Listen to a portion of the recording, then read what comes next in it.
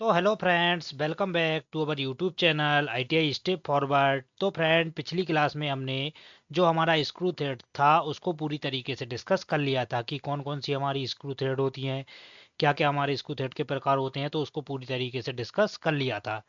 तो आज की इस वीडियो में हम डिस्कस करने वाले हैं सीट मेटल।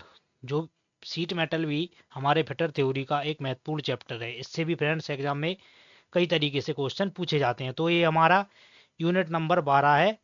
तो फ्रेंड्स आइए शुरू करते हैं बिना किसी देरी के। उससे पहले फ्रेंड्स आपसे एक रिक्वेस्ट है, अगर आपको वीडियो पसंद आता है तो फ्रेंड्स वीडियो को लाइक करें और फ्रेंड्स चैनल को तो पक्का से सब्सक्राइब करें। और फ्रेंड्स अगर आपने थ्योरी के वीडियोस को पूरा देख लिया तो फ्रेंड्स मैं निश्चित ही कह सकता हूँ आपके लिए कोई भी एग्ज़ाम ज़्यादा टफ नहीं होगा। मतलब आपको क्वेश्चन आंसर ऑटोमेटिक समझ में आएंगे।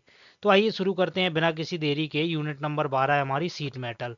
तो पढ़ते हैं इंट्रोडक्शन क्या बोल रहा है। बोल रहा है हमारे दैनिक जीवन में बहुत सी ऐसी वस्तुएं प्रयोग की जाती हैं जो धातु की शीट से निर्मित होती हैं, जैसे कीप, संदूक, डिब्बे, ट्रे आदि। मतलब हमारे दैनिक जीवन में फ्रेंड्स बहुत सी ऐसी वस्तुएं जिनका हम रेगुलर यूज करते हैं, जैसे कीप, संदूक, डिब्बे, ट्रे आदि। बड़े से बड़े और छोटे से छोटे उद्योगों में भी सीट मेटल कार्य का बहुत महत्व है। मतलब फ्रेंड बड़े से बड़े और छोटे से छोटे जो भी उद्योग हैं उनमें सीट मेटल कार्य का बहुत महत्व है। जैसे उद्योगों में बड़े बड़े टैंक, हवाई जहाज और समुद्री जहाज और स्टील के फर्नीचर्स निर्मित किए जाते हैं। मतलब क्या क्या बनाया जाता है उद्योगों में? बड़े बड़े टैंक, हवाई जहाज, समुद्री जहाज और स्टील के फर्नीचर्स बनाए जाते हैं। सीट मेटल शॉप में पतले गेज की सीटों को हैंड टूल्स और साधारण मशीनों द्वारा विभिन्न आकारों में काटा, मोड़ा और जोड़ा जाता है। मतलब फ्रेंड्स सीट मेटल शॉप में जो हमारी पतली गेज की जो सीटें वगैरह रहती हैं तो उनको जो हमारे हैंड टूल्स रहते हैं उनके द्वारा और साधारण मशीनों द्वारा विभिन्न आकारों में काटा, मोड़ा और जोड़ा जाता है। क्या बोल रहा है? सीट मेटल शॉप में प्राय 10 से 30 गेज तक की सीटों को प्रयोग में लाया जाता है। जो हमारा सीट मेटल रहता है उसमें 10 से 30 गेज तक की सीटों का हम यूज करते हैं। नोट क्या बोल रहा है? नोट बोल रहा है 8 mm से मोटी सीटों को प्लेट कहते हैं। जो 8 mm से मोटी रहती हैं सीटें उनको क्या बोलते हैं? प्लेट बोलते हैं। और जिनकी मोटाई 8 mm से कम रहती है उनको हम क्या बोलते हैं? सीट बोलते हैं। तो ये आपको याद रखना है, जो 8 mm से मोटी रहेंगी उसको हम क्या बोलेंगे? प्लेट बोलेंगे। एक और नोट क्या बोल रहा है? BIS के अनुसार सीट का साइज लंबाई गुणा चौड़ाई से लिया जाता है। जो हमारी सीटें रहती हैं उनका साइज किससे लिया जाता है? लंबाई और चौड़ाई से लिया जाता है। अब आ जाता है सीट मेटल शॉप में निम्नलिखित प्रकार की सीट प्रयोग में लाते हैं। अब सीट मेटल शॉप में कौन कौन सी सीट प्रयोग में लाते हैं तो देख लेते हैं। पहली सीट आ जाती है हमारी लोहे की काली चादर। तो पहली सीट है हमारी लोहे की काली चादर। क्या बोल रहा है? यह चादर काले रंग की होती है। कैसी रहती है? काले रंग की होती है। जो माइल्ड स्टील या कास्ट जो माइल्ड स्टील या रोट आयरन की बनाई जाती है। किसकी? माइल्ड स्टील या रोट आयरन की बनाई जाती है। इस सीट को प्रयोग करने से पहले नरम किया जाता है, नहीं तो मोड़ने पर है टूट जाती है। मतलब इस सीट को प्रयोग करने से पहले हमें क्या करना पड़ता है? उसको नरम करना पड़ता है, नहीं तो मोड़ने पर है टूट जाती है। इन सीट पर कोटिंग नहीं होती है, इसलिए इस पर जंग जल्दी लगती है। अब इन पर क्या रहता है फ्रेंड्स? हमारी कोटिंग नहीं होती, जैसे बॉन्डनेस या पेंट वगैरह नहीं लगा होता है तो उससे इस पर जंग जल्दी लग जाती है।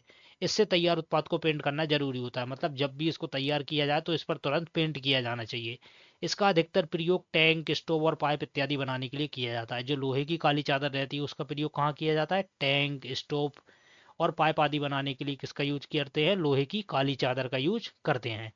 दूसरी आ जाती है हमारी गैल्वेनाइज्ड आयरन सीट। क्या बोलते हैं इसको? GI सीट भी बोलते हैं। GI का मतलब रहता है गैल्वेनाइज्ड आयरन सीट। क्या बोल रहा है? इसमें लोहे की सीट पर जिंक की कोटिंग कर दी जाती है। जो लोहे की सीट रहती है उस पर क्या करते हैं हम? जिंक की कोटिंग। कोटिंग मतलब परत चढ़ा देते हैं। जिंक की कोटिंग से जंग नहीं लगता है और ये देखने में भी अच्छी लगती है। जिंक की कोटिंग होने से क्या रहता है? जंग वगैरह नहीं लगता और देखने में भी अच्छी लगती है। इस सीट का अधिकतर प्रयोग घरेलू सामान जैसे बाल्टी, अनाज रखने की टंकी, बसों की बॉडी आदि बनाने में यूज किया जाता है। जो हमारी गैल्वेनाइज्ड आयरन सीट है इसका प्रयोग कहाँ किया जाता है? बाल्टी, अनाज रखने की टंकी, बसों की बॉडी आदि बनाने में किया जाता है। आगे बढ़ते हैं। थर्ड जाती है हमारी stainless steel seat.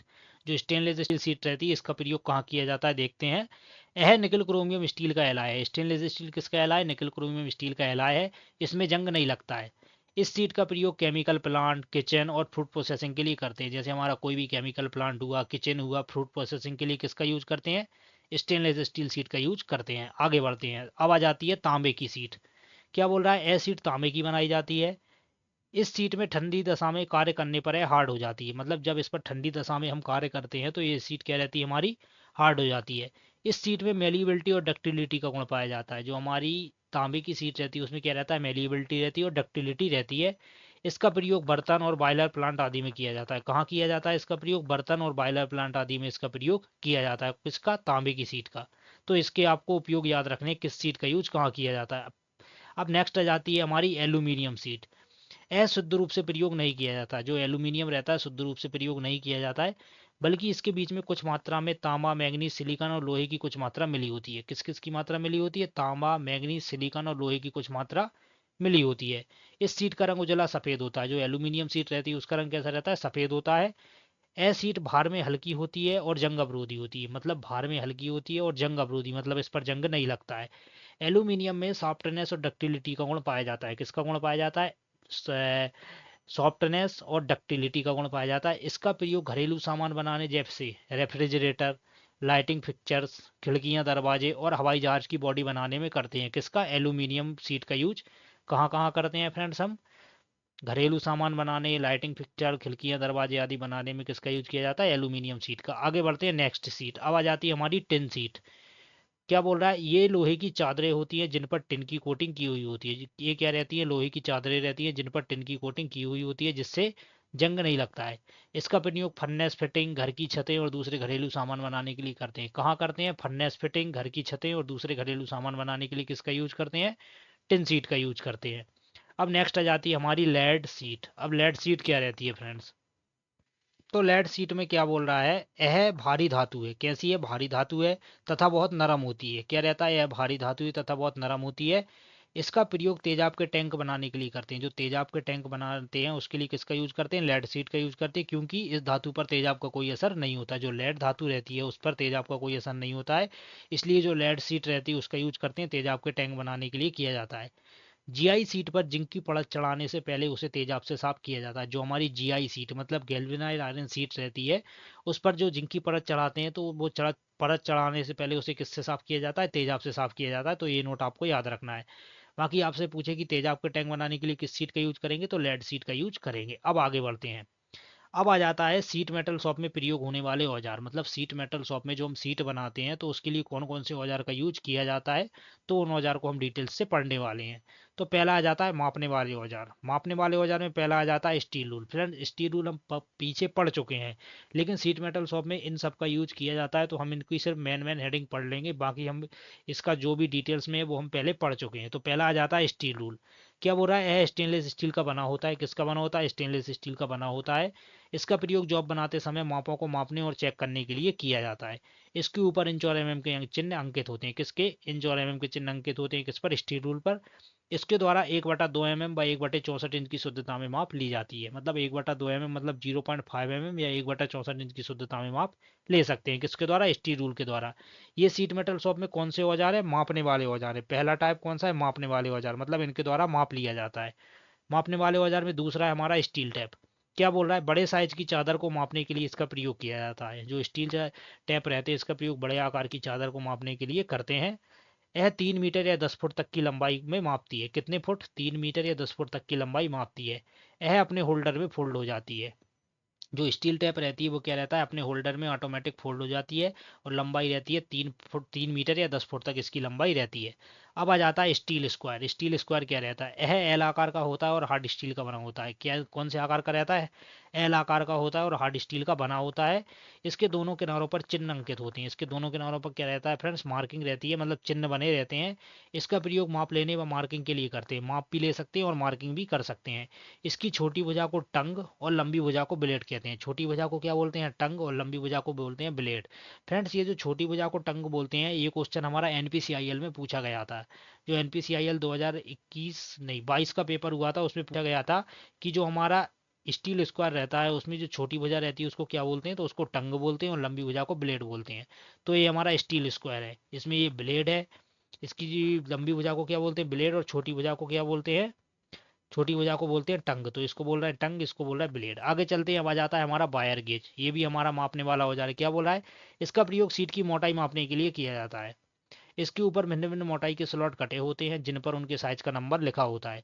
Seat metal में स्टैंडर्ड वायर गेज SWG प्रयोग की जाती है। इसका साइज 0 से 36 नंबर तक होता है। क्या रहता है? इसका साइज 0 से 36 नंबर तक इसका साइज होता है। सबसे बड़े नंबर का साइज सबसे कम मतलब जो सबसे बड़ा नंबर रहेगा, जैसे 36 नंबर रहेगा तो उसका साइज क्या रहेगा, कम रहेगा, और सबसे छोटे नंबर का साइज सबसे अधिक रहेगा, जो 0 नंबर है उसका साइज सबसे अधिक रहेगा। तो वायर गेज भी हम पहले पढ़ चुके हैं। वायर गेज आयताकार या गोलाकार आकार में होती है। कैसी रहती है, आयताकार भी रहती है और गोलाकार आकार में होती है।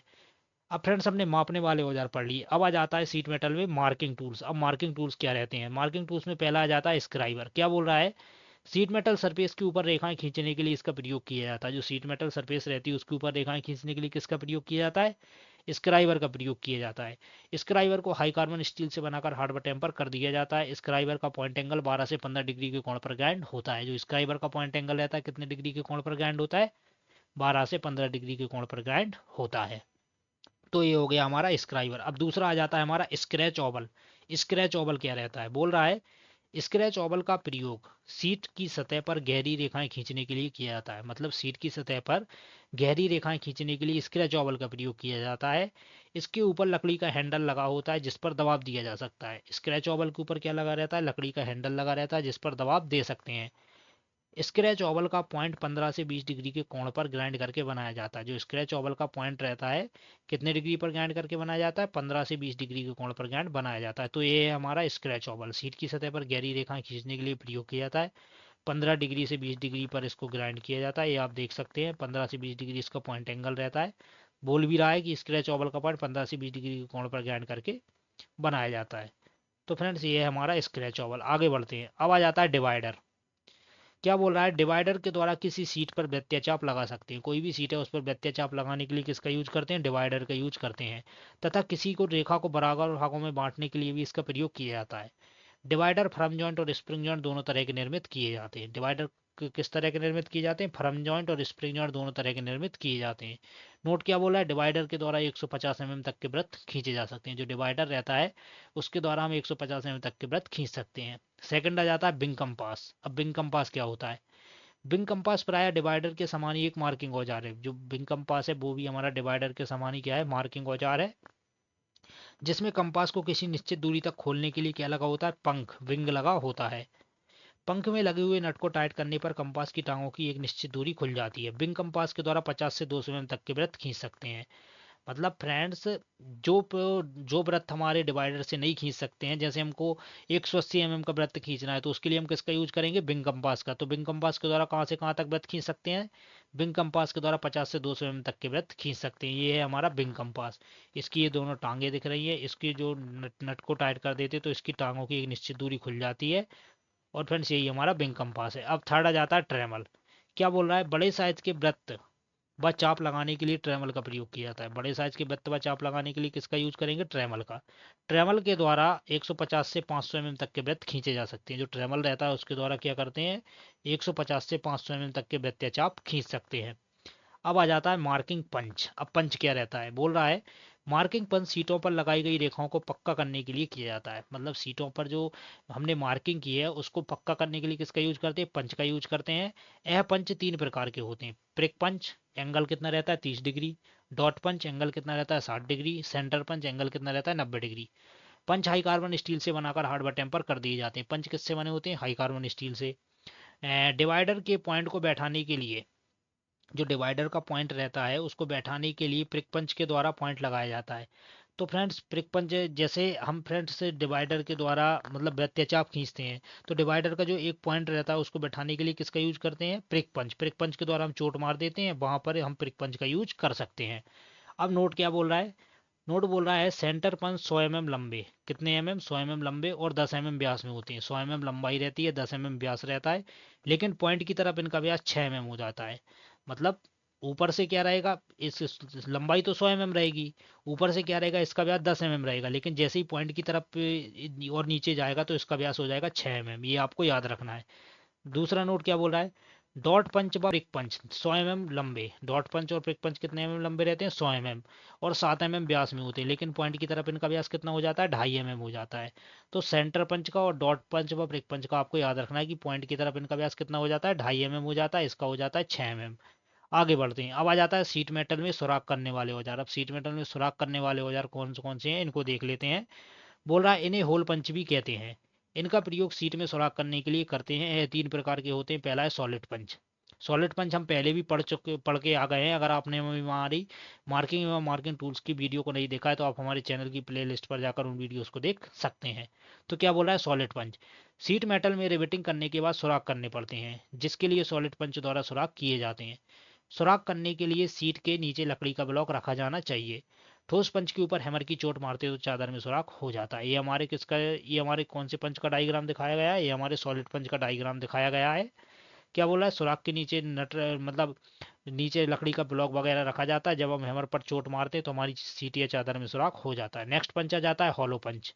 क्या बोल रहा है, पतली सीटों में सुराख करने के लिए हॉलो पंच का प्रयोग किया जाता है। इसके द्वारा चमड़ा, रबड़, प्लास्टिक या शक्ति संचालन में प्रयुक्त पट्टा में सुराख किया जा सकता है। यह पंच के किनारे कैसे बने होते हैं? तेज बने होते हैं। हॉलो पंच का प्रयोग करते समय मटेरियल को लकड़ी के ब्लॉक पर रखना चाहिए, जिससे पंच की टिप भी खराब नहीं होती है। तो ये हमारा कौन सा पंच है? ये हमारा हॉलो पंच है। ये आपको दिख रहा होगा डायग्राम फ्रेंड्स। ये हमारा कौन सा पंच को दर्शा रहा है? ये हमारे हॉलो पंच को दर्शा रहा है। इसमें का प्रयोग कहाँ करते हैं? चमड़ा, रबड़, प्लास्टिक या शक्ति संचालन में जो बेल्ट प्रयोग होता है वहां पर इसका यूज करते हैं। मतलब कहने का मतलब ये है कि पतली सीटों में सुराख करने के लिए किसका यूज करते हैं? हॉलो पंच का। थर्ड आ जाता है पिन पंच। पिन पंच का प्रयोग सीट में पहले से हुए सुराख में फंसी लॉकिंग पिन, डॉबल पिन, रिवेट आदि को सीट होल से बाहर निकालने के लिए किया जाता है। पिन पंच का यूज कहाँ किया जाता है? पिन पंच का प्रयोग सीट में पहले से हुई सुराख में फंसी लॉकिंग पिन, डॉबल पिन को बाहर निकालने के लिए किया जाता है। पिन पंच 5 सेट में मिलते हैं, जिनकी पिन का व्यास कितना रहता है? 3, 4, 5, 6, 8 mm रहता है। 5 सेट में मिलते हैं, पिन का व्यास रहता है 3, 4, 5, 6, 8 mm। पिन पंच की लंबाई की बात करें तो 150 mm होती है। पिन पंच की बॉडी पर नलिंग की हुई होती है। ये हमारा कौन सा पंच है? ये हमारे प्रिक पंच को दर्शा रहा है। फ्रेंड्स ये दिख रहा होगा आपको, ये हमारे प्रिक पंच को दर्शाता है। तो इसका प्रयोग कहाँ किया जाता है? सीट में फंसी लॉकिंग पिन, डॉबल पिन को बाहर निकालने के लिए किया जाता है। अब आ जाता है सीट मेटल शॉप में प्रयोग होने वाले कटिंग टूल्स। अब सीट मेटल शॉप में कौन कौन से कटिंग टूल होते हैं, मतलब सीटों को काटना वगैरह भी होता है, तो उसके लिए कौन कौन से कटिंग टूल का यूज किया जाता है? तो पहला आ जाता है स्निप। अब स्निप क्या रहता है? बोला है स्निप लोहे की चादर काटने की एक प्रकार की कैंची होती है। क्या रहती है? चादर काटने की एक प्रकार की कैंची होती है। स्निप हाई कार्बन स्टील की बनाई जाती है तथा इसकी blade cutting edge hardware temper की होती है। जो इसकी ब्लेड रहती है और कटिंग एज रहती है उसको क्या करते हैं? हार्डवेयर टेम्पर कर दिया जाता है।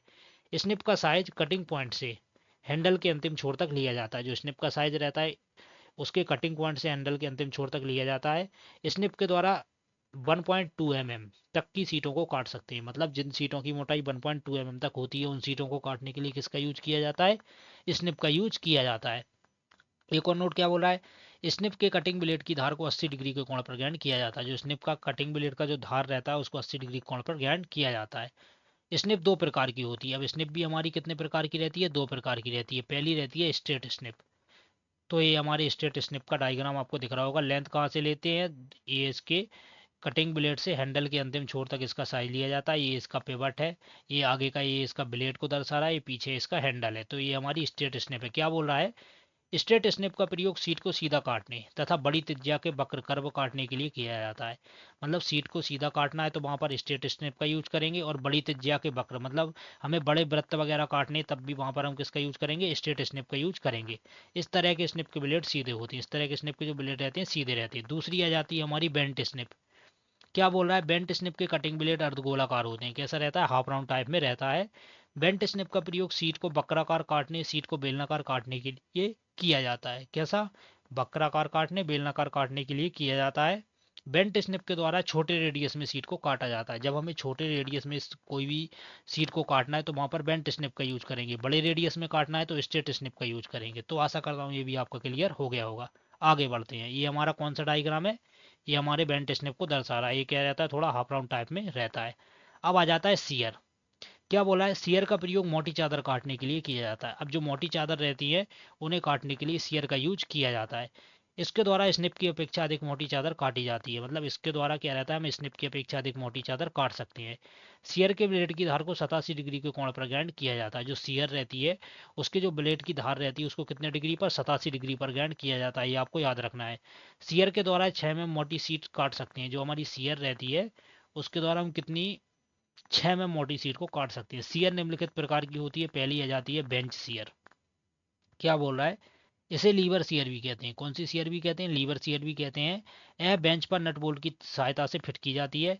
इसमें दो ब्लेड होते हैं। एक ब्लेड आधार के साथ फिट रहता है और दूसरा ब्लेड ऊपरी भाग के साथ फिट रहता है। इसके ऊपरी भाग पर लंबा हैंडल फिट रहता है जिससे इसे लीवर शीयर भी कहते हैं। इस शीयर के द्वारा 6 में मोटी सीट और सरिया काटा जा सकता है। जो हमारी लीवर बेंच शीयर रहती है इसे लीवर शीयर भी बोलते हैं। इसके द्वारा 6 में मोटी सीट को काटा जाता है। दूसरी आ जाती है शीयरिंग मशीन। इस मशीन का उपयोग निश्चित आकार में वृत्त और कर्व काटने के लिए किया जाता है। मतलब निश्चित आकार में वृत्त या कर्व काटने के लिए शीयरिंग मशीन का यूज किया जाता है। नोट क्या बोल रहा है, गिल्बो शीयर को यूनिवर्सल कॉम्बिनेशन शीयर भी कहते हैं। जो गिल्बो शीयर रहती है उसे कौन सी शीयर बोलते हैं, उसे यूनिवर्सल कॉम्बिनेशन शीयर भी बोलते हैं। उसके अलावा और कौन कौन से कटिंग टूल्स हैं हमारे, फ्लैट चीजल है, फाइल है, हेक्जा, ये सब हम पिछली क्लासों में पढ़ चुके हैं। अब आगे बढ़ते हैं। अब आ जाता है सीट मेटल शॉप में चोट लगाने वाले औजार। अब सीट मेटल शॉप में चोट लगाने वाले औजार कौन कौन से हैं इनको भी एक बार देख लेते हैं। तो पहला आ जाता है मैलेट। क्या बोल रहा है, यह एक सॉफ्ट हैमर है। मैलेट क्या है, एक सॉफ्ट हैमर है। इसका प्रयोग थिन सीट मतलब पतली सीट को कूटने के लिए, चोट लगाने के लिए करते हैं ताकि सीट पर हैमर की चोट के निशान ना पड़ सके। मैलेट कठोर लकड़ी, कठोर रबड़, कॉपर ब्रश और लेड आदि के बनाए जाते हैं। जो मैलेट हमारे रहते हैं किसके बनाए जाते हैं, कठोर लकड़ी, कठोर रबड़, कॉपर ब्रश और लेड इत्यादि के बनाए जाते हैं। मैलेट तीन प्रकार के होते हैं। पहला स्टैंडर्ड मैलेट। क्या बोला है, इसका प्रयोग साधारण सीट मेटल में फ्लैटिंग और बेंडिंग के लिए करते हैं। साधारण सीट मेटल में फ्लैटिंग और बेंडिंग के लिए करते हैं किसका, स्टैंडर्ड मैलेट का। दूसरा आ जाता है बुशिंग मैलेट। क्या बोल रहा है, इसका प्रयोग किसी खोखली सीट को अंदर से कूटने के लिए करते हैं। फ्रंट कोई खोखली सीट है उसको अंदर से कूटना है तो उसके लिए बुशिंग मैलेट का यूज किया जाता है। इसके द्वारा बर्तनों की तली को खोखला बनाने, हॉलोइंग पैनल बनाने के लिए किया जाता है। ये हमारे किस डायग्राम को दर्शा रहा है, ये हमारे बुशिंग मैलेट को दर्शा रहा है। ये बुश जैसा है, इसका प्रयोग खोखली सीट वगैरह को अंदर से कूटने के लिए करते हैं। थर्ड आ जाता है एंड फेक्ड मैलेट। अब एंड फेक्ड मैलेट क्या रहता है, बोल रहा है इस मैलेट के द्वारा क्या की जाती है, स्ट्रेचिंग की जाती है। इस मैलेट के द्वारा क्या की जाती है, स्ट्रेचिंग की जाती है। इसका प्रयोग मेटल की लंबाई बढ़ाने के लिए करते हैं। मेटल की लंबाई बढ़ाने के लिए किसका यूज करते हैं, एंड फेक्ड मैलेट का यूज करते हैं। तो फ्रेंड्स ये था हमारा सीट मेटल का पार्ट 1। फ्रेंड्स मैं चाहूँ तो एक ही वीडियो में सीट मेटल को कवर करवा सकता हूँ, लेकिन फ्रेंड्स मतलब वीडियो ज़्यादा लंबा ना हो पाए और फ्रेंड्स आपको आसानी से समझ में भी आ जाए, इसलिए हमने इसका पार्ट 2 भी बनाएंगे। तो फ्रेंड्स मिलते हैं इसके अगले पार्ट में। अगर आपको वीडियो पसंद आता है तो वीडियो को लाइक करें और चैनल को सब्सक्राइब करें। तो फ्रेंड्स तब तक के लिए जय हिंद।